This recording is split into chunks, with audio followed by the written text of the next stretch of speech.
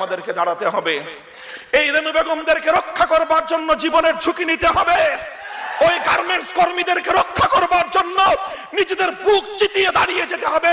বলতে হবে খবরদার, আর কোন অসহায় মানুষকে গণপিটুনি দিয়ে হত্যা করা যাবে না। ছেলে ধরার নামে কল্লা কাটার আজ যে এক রিউমার ছড়িয়ে দেওয়া হয়েছে, কোত্থেকে ছড়লো এই রিউমার? কেন নেত্রকোনায় একজন নিষ্পাপ মাসুম সন্তানের কল্লা কাটা হলো?